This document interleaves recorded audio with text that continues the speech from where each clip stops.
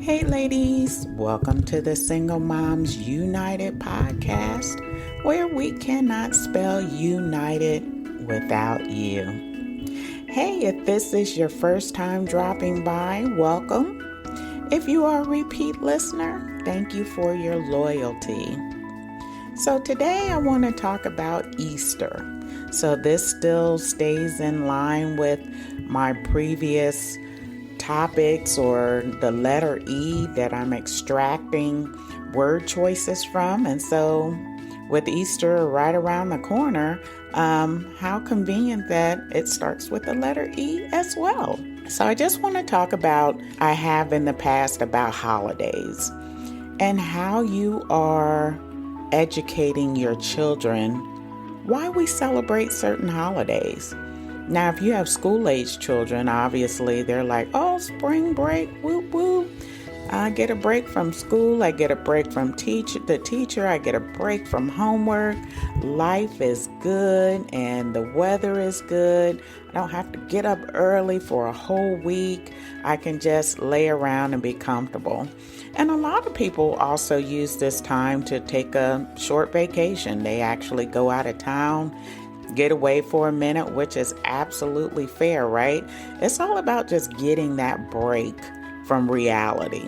When we think about Easter and spring break, how are you really educating your children about that?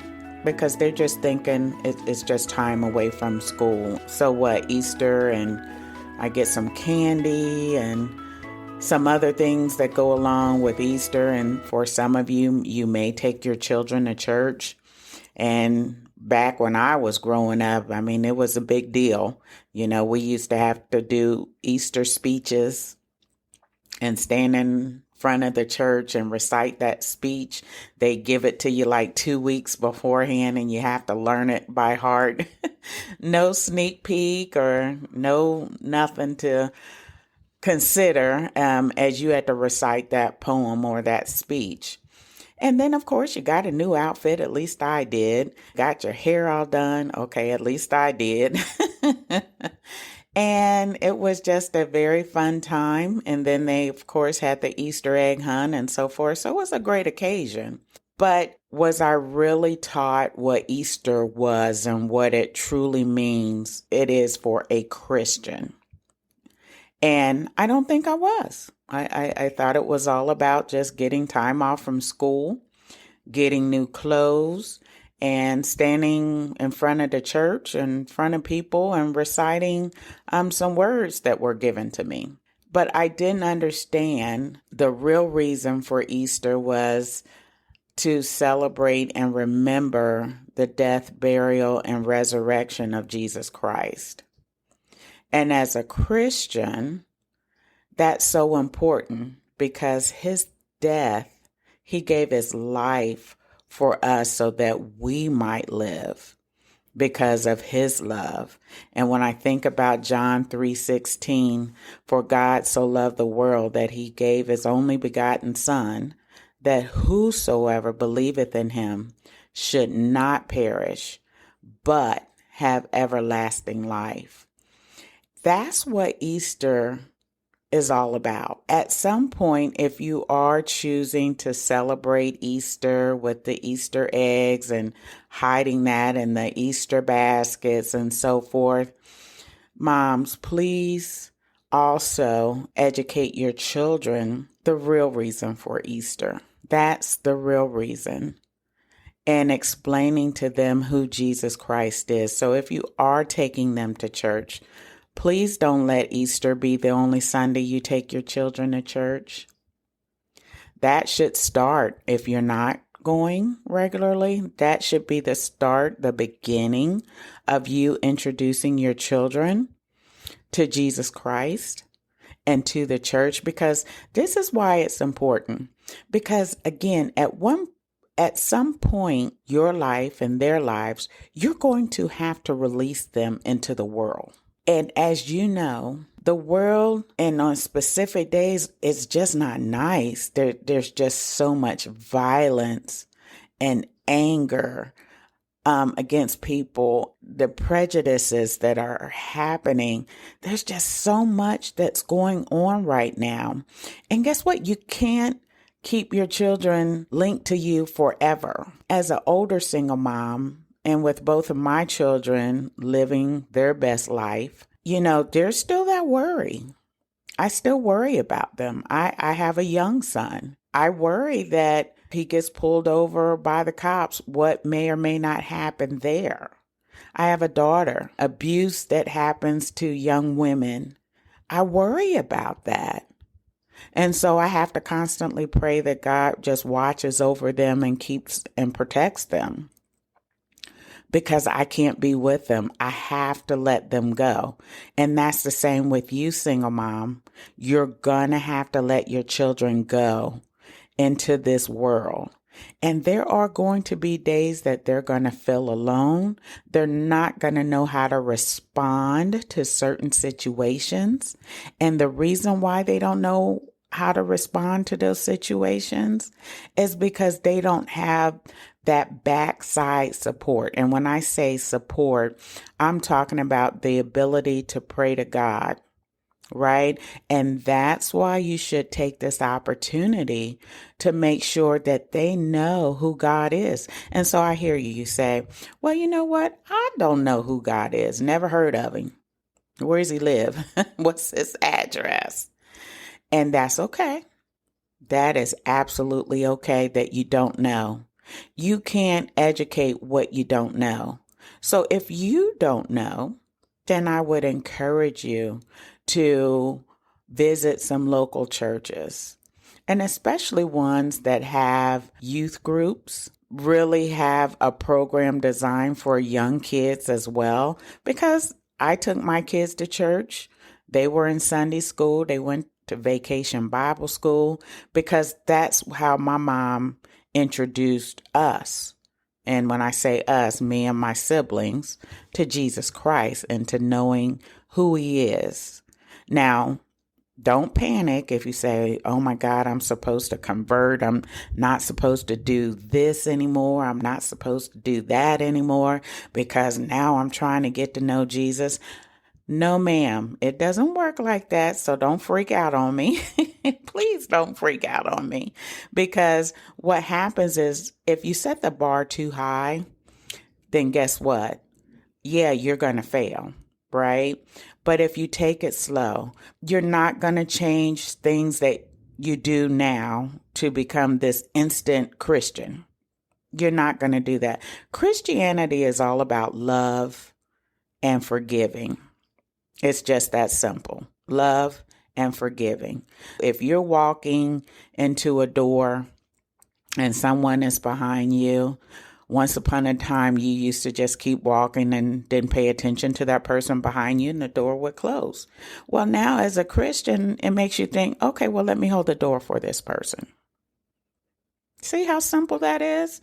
Doesn't require you to do cartwheels and all of that. It's just now you're showing love. Right? So maybe you cussed a lot or cursed a lot, however you want to say it, in the past, and you think now that you're getting into church and so forth that you're going to immediately stop cursing. No. Something you should work on? Yes. But does it start immediately? No. Okay. So if a word slips out here or there, I would say it's okay. Right? But here's the bigger thing.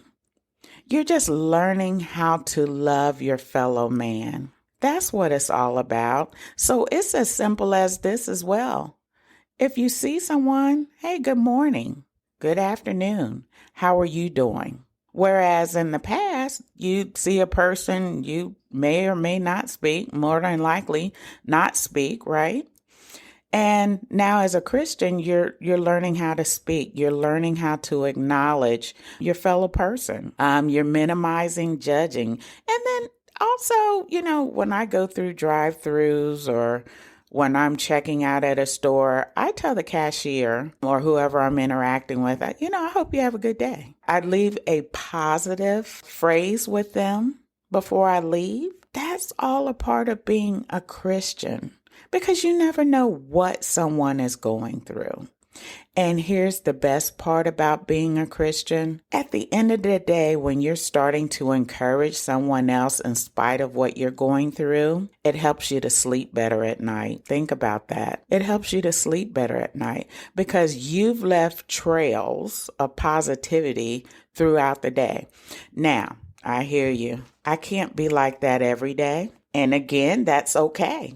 It is absolutely okay because you're still human. Those same emotions are not going to change, right? But if you work at it, and one of the things you'll start finding as you're starting to leave these positive nuggets along the day's journey, it's going to start becoming more natural for you to say that. It's just going to roll right off your tongue.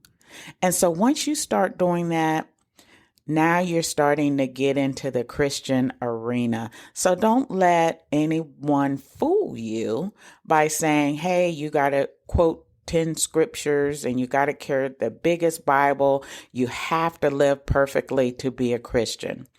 No, ma'am. God knew us before we even got here, and we're going to make mistakes. And that's the beauty of being a Christian, because how many folks is going to come back and forgive you for some bad things you've done? Not many, but Jesus Christ.